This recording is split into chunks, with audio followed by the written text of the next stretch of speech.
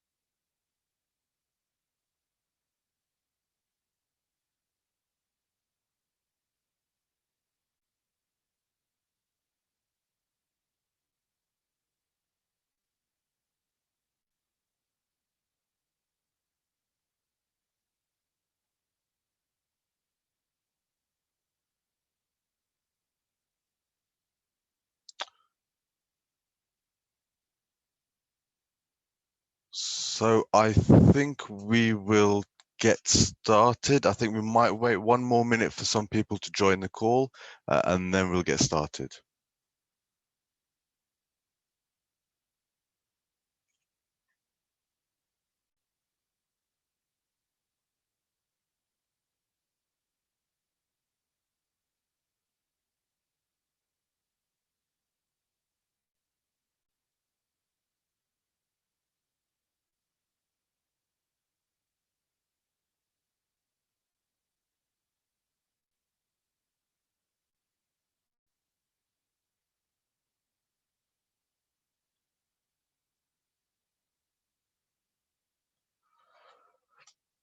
So I think we will get started. Apologies, I'm just having some technical difficulties at the moment. So what I'm going to do is I'm going to ask my colleagues if they could introduce themselves and just tell us a little bit or a fun fact about their university while I try and sort out these technical issues.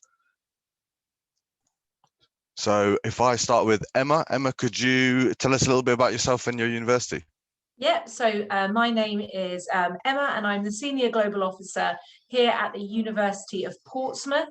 We're based on the south coast of the UK. A fun fact about Portsmouth, I always struggle with this one. We are the, I know, we are the only island city in Europe. There we go. So we're based on an island with a number of bridges coming onto it. I was hoping at this point to hand you over to Arish. Arish, are you okay to speak? He's just turned off his video. I'll go to Matthew. Matthew from Liverpool John Moores. Thanks, Emma, and good afternoon, good evening. Thanks for joining us. Yeah, my name's Matthew. I'm based in the city of Liverpool, which for those of you who don't know is in the northwest of the UK, near to Manchester, obviously home to Liverpool and Everton Football Club. I guess an interesting fact about Liverpool that people might not know, because you're all much younger than us, is that's where the Beatles started. And you may not even know who the Beatles are. The Beatles were four musicians, a group that were famous in the UK in the 1960s and sent music all over the world. You might know the name John Lennon, who wrote the song Imagine, but I'm not going to try and sing it to you. Google that and have a look. And I'll introduce you to Arish, who is a student ambassador at the University of Portsmouth. So Arish. Hi, everybody. My name is Arish. I'm a final year undergraduate mechanical engineering student at the University of Portsmouth. I'm also the international student ambassador with the global office here. And if there's anything you guys need to ask, please go on. Thank you. And Jill. Hello, I'm Jill. I'm the regional manager for MENA at the University of Central Lancashire. We're also based up in the northwest, not a million miles away from Matthew and Liverpool John Moores. We're in a city called Preston, and one of the interesting facts about Preston is it is home to the UK's first fast food restaurant, which was KFC. And another interesting fact, if you're into motorways, it's also the home of the UK's first motorway. Brilliant. So Hamza, I think he's got his presentation back up. Yep. So... Technical difficulties overdone now. So thank you very much to my colleagues for holding the fort while I was kicked out of the room. So yes, we're just going to have a chat about getting ready to come to the UK. So obviously we want this to be of a focus for those students who are looking to maybe come to the UK this September, but it is very applicable to anybody looking to come and study in the UK as well. So just to tell you what we are going to be talking about. So we'll be talking about the post-study work in the UK. Coming to the UK, obviously we have to talk about British weather as well, and then some information about NHS surcharge and working in the UK as well. So many of you may have questions related to the graduate route visa. So students starting their studies this September will be able to benefit from the graduate route visa. And what that means is that you'll be able to either work or look for work in the UK for 2 years after you've graduated as well.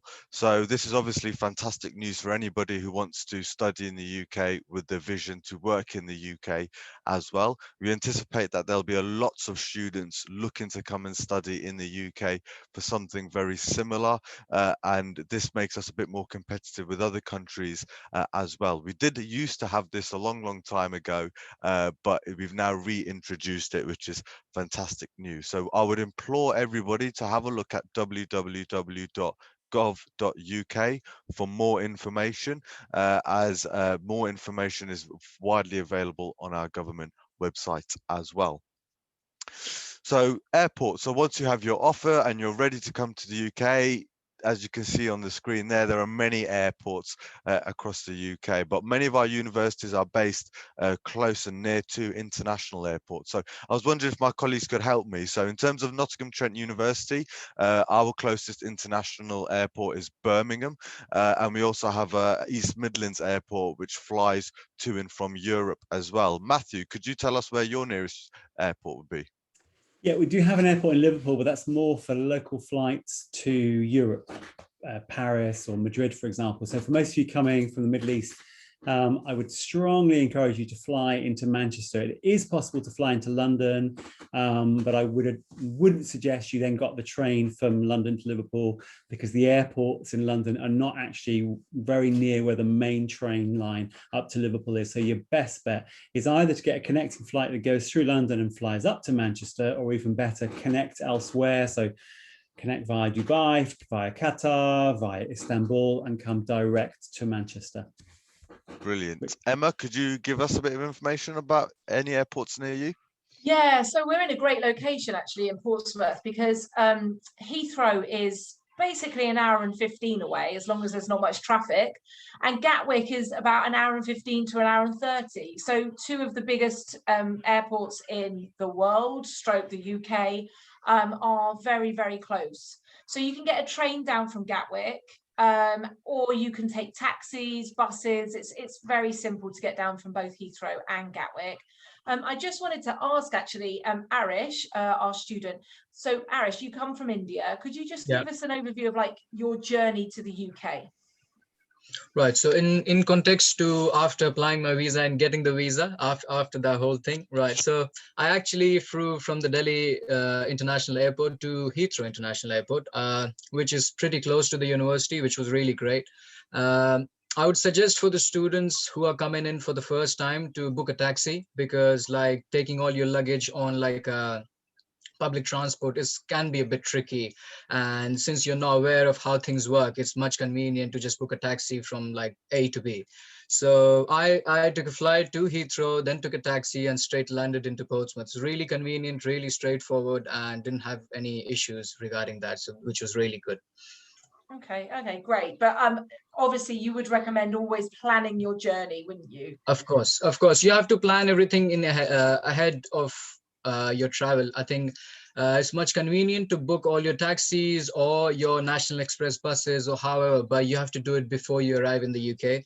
I had a friend who did not do that, and he ended up paying twice as much money as you pay for the taxi. So you're not well aware of the situation, you're not well aware of the country, you don't know how things work. So it's always better to plan everything in advance. And you can easily book everything online, so it shouldn't be much of an issue. So yeah, I think that's about it. All Yeah. right, thank you. Fantastic. And Jill, going to come to you next. Thank you. Yeah, we're the same as Matthew, a very similar location. So it will be Manchester International Airport that we recommend being the final airport destination. It's much, much easier. For us, there is a direct train that takes you from Manchester International Airport through to the city of Preston. So it's just a direct train. It's really, really easy. And as I'm sure all of the other universities do, we do email out the information, advice and guidance on how to get to the institution once you've arrived. So we do recommend Manchester International. We give you information about the trains and taxis and things like that as well. So just read those emails that you get from the university, and also reach out to our existing students. I think most of us subscribe to Uni Consortium. So there is that facility there that applicants and offer holders can reach out to existing students. So talk to them like Arish, they've gone through the whole process the same as you're going to. So reach out to them and ask for their guidance as well. Fantastic. I think the overriding feeling is that as long as you're planning your journeys well in advance, hopefully there shouldn't be any types of issues with getting from the airport to the university. Some students do like to travel to London airports, and that can be an option as well, traveling to Heathrow. We know that Heathrow is a popular airport and destination for students to travel through, and it can be an option due to being the fantastic transport links we have in the UK. So, for example, National Express or the National Rail as well. So universities will be giving you advice about how you can get from your destination to the UK. So please heed that, but please do plan in advance your journey. So we're going to talk about very quickly the British weather, if it will move. There we are. So yes, so UK climate is quite changeable, and temperatures can get cold, especially in January. Coming from the Middle East, I think you'll find all year round the UK might be quite cold. So what we'd recommend for you to do is to bring some warm clothes with you, but to remember that the UK is probably cheaper sometimes to buy the clothes here instead of bringing that type of stuff with you. And making sure you're wearing lots of layers is probably the best way to cope with the changing weathers at the moment. In all universities and all dormitories, there will be rooms heated in and out as well. So it is important to note, going to and from lectures, you won't be needing to put lots of layers on unless you're living somewhere away from campus as well. And it can get quite cold outside, so it can get 0, -1 degrees, especially in December, January time, and we do see snow during the winter periods as well. So it is important to note this, to try and bring the right clothing with you when you arrive, but you can buy things when you're in the UK as well, so we don't want you bringing too much stuff. A UK summer is normally between 20 to 25 degrees, but it doesn't last long. So normally my colleagues will attest to this, that it's normally cloudy with a spot of rain throughout the year constantly. So going to talk about the NHS surcharge as well. So obviously making sure that you have adequate healthcare here is very important, and many students decide to pay for what is called the NHS surcharge, and what this basically is a one-off payment that you make for the year, and you'll be able to use the NHS services available. So you'll be able to use the A&E department, and if you're ill, you'll be able to go and see a general practitioner as well. You will have to register with a general practitioner when you do arrive in the UK as well, but this means that you won't have to pay any fees if you did need to go to the hospital to receive any treatment, but it doesn't cover any dental care or any opticianal care that you might need as well. So we would recommend all students do look into this NHS surcharge, especially in the current climate. It is better to be safe than sorry. If you do need to go to the doctors and are given a prescription, then there's normally a flat fee of about £9 for that prescription as well. But again, this information can be found on the government website as well. So Arish, I just wanted to come to you in this before I talked about part-time working, but do you have any experience of part-time work in the UK? And could you tell us maybe how you were able to find it and the type of available jobs there were to you? Right. So I actually have been working in a part-time environment since my second year of university. So I've done quite a few years. I've also done 1 year placement out. So we're going to talk about that later. But on the part-time placements, part-time jobs, there's plenty of jobs available in and around. I mean, you can choose to apply in restaurants or, sorry. Yeah, sorry. Yeah, you can choose to apply in restaurants or supermarkets, or there are plenty of opportunities there. So there are university websites where you can go online and look for part-time jobs. I personally, in second year, I worked in a supermarket, and which was a great experience. I think any small or big part-time job is really good add-on to your personal development in terms of learning, and you make friends, you learn and talk to new people, and you get that confidence out there that you're comfortable in talking and managing stuff. So which on the part-time culture in UK, which is really great for the students. Hamza, is there anything you want me to brush? No, that's fantastic. Yeah. It's good. I quite like the fact that you sort of highlighted about the different types of opportunities in different types of roles as well. But in your personal experience, how have you found it? Did you find it particularly hard to find part-time work, or what was or is there anything that people or students who are looking to come to study in the UK and work part-time, anything that you could give them advice on to expect? Right. I think somebody who's looking, first of all, I didn't really find it really hard to look for a job or start doing the job, because everybody's really welcoming and they understand as a student there's things that you're supposed to be learning. They do not expect you to be, spot on and like you have to get everything right in the first go. So which is really comfortable as a student, when you don't know what you need to do. There are people helping you all around. The university staff as well. You have the, placements office and stuff like that, which help you, brush up on your CVs and all that. But all in all, it's not very, difficult to find or do those jobs. And I think somebody who's actually thought of doing the part-time job, they should first of all brush up on their CV. They should keep their CVs ready, because most of the places do require your CVs. And they should just first thing they land in the UK, they should start looking for it. One of the best ways is, of course, to go and look online. There's plenty of opportunities available and the information as well. But other thing is, you can always, pop down into these stores. You can go to these high streets to say, and there's a lot of plenty of shops, phone shops, any kind of clothing shops. There's opportunities all around for part-times. So I mean, you just have to go out there, look there, ask people around if you don't know, and just go for it. Really. Yeah. No, fantastic. So a little bit about part-time working in the UK. So with your student visa, that enables you to be able to work 20 hours per week part-time during term time, and then obviously full-time during the holidays as well. And you can see on the screen there, most people will be fitting in the 18 to 20-year-old slot, and that's £6.45 per hour as well. And as Arish said as well, most students do work in restaurants or cafe places as well. So we would always recommend, when you come to the UK and if you need a bit of help in brushing up your CV, to visit the university's employability team to help and give you some assistance on that as well. You do have to bear in mind that you will need a national insurance number to start this as well, and this is something that you can find on the government website.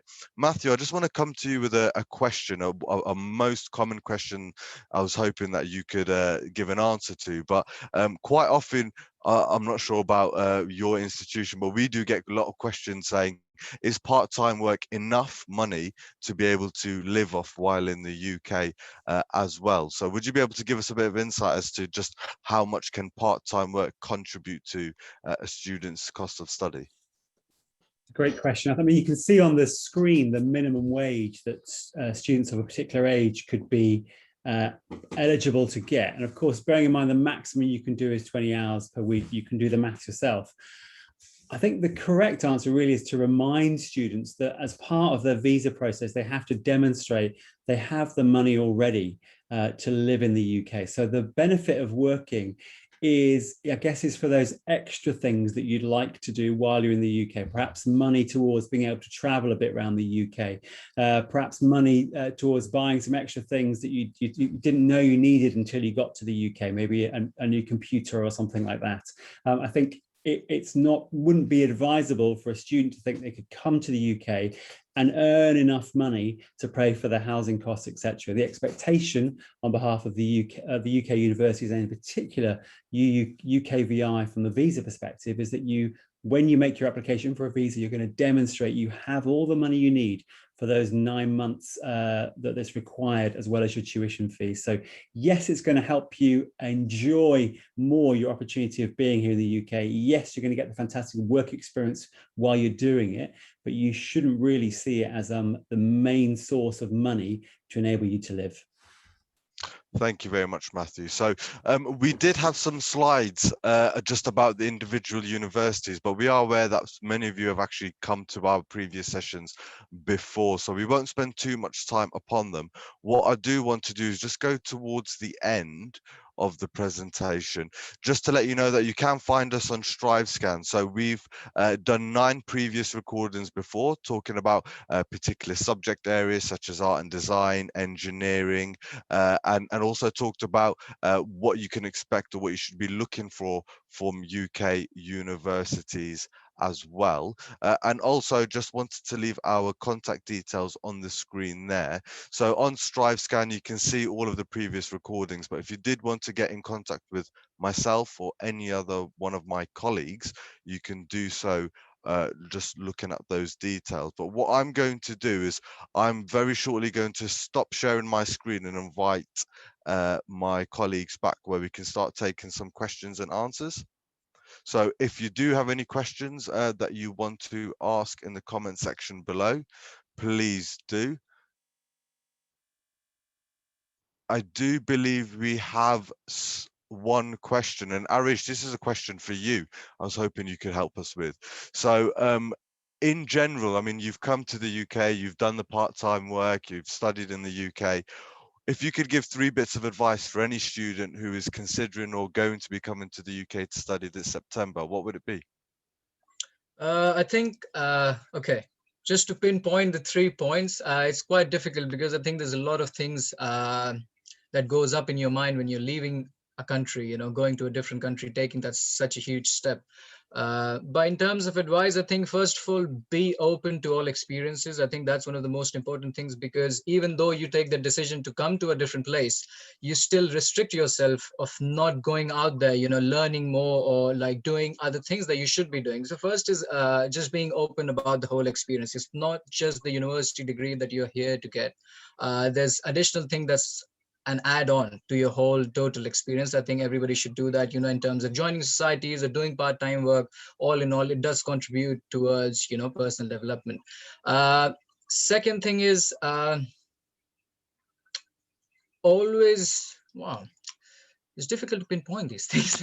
But second thing is keep at your university work. So I think because the curriculum of the universities is pretty different to which country you're coming from, because personally for me it was how things are done, how university examinations are held, how they assess you on different things is quite different. So it's very good to brush up on these things, on how you'll be judged and assessed in the university, and you kind of know from before that, okay, your subject material is something like that, and you should be looking to get assessed on certain things.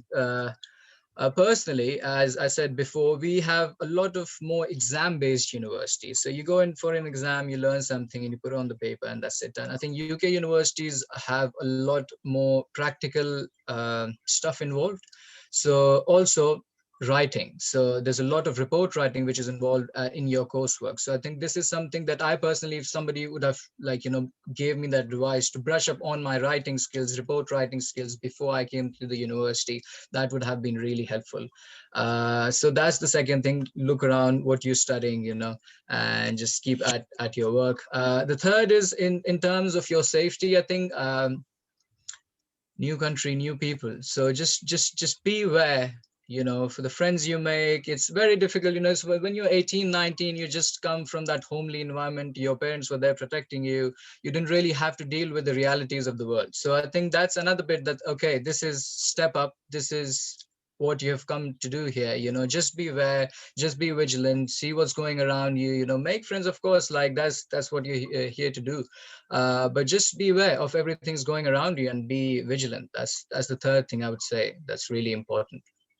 Thank you very much. So Emma, I just want to come to you on a follow-up question. So if there are any students who come to Portsmouth and maybe they do feel homesick or they do have some issues when they first arrive, where can they go to receive that support?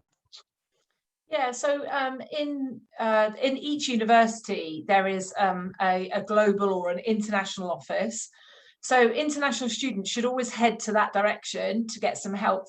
To start with, we have a team of 4 student advisors, and their role is to help students with everything from visa issues to housing problems, to even academic issues. And sometimes they just work as a kind of direction to take you somewhere else in the university, but they're always there to help.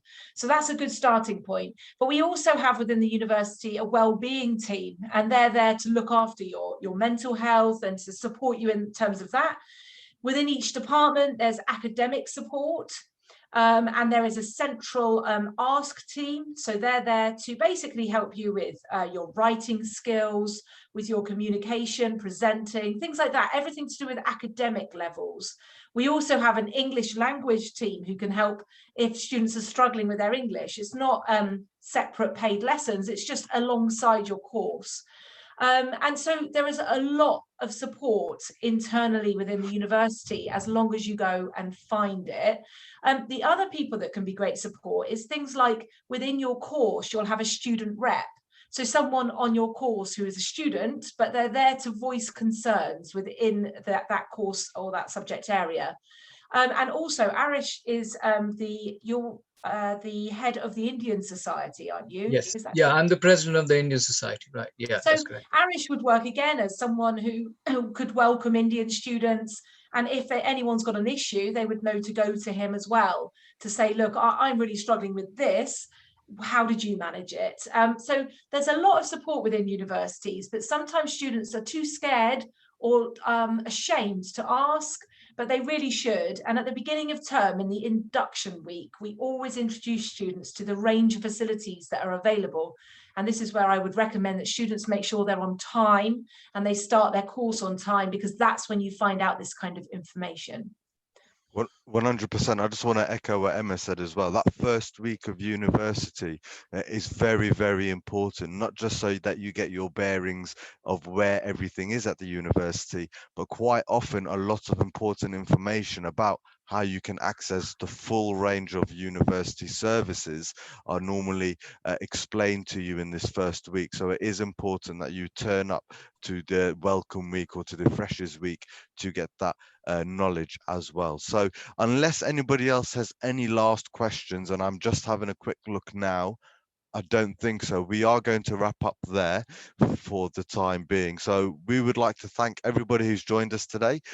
Just want to remind you, please do visit StriveScan and see our landing page if you want to have a look at any previous recordings. But to everyone and to my colleagues, thank you very much for turning up today, and we hope you have a very good day. Thank you very much. Bye-bye. Okay. Bye. Yeah, bye-bye.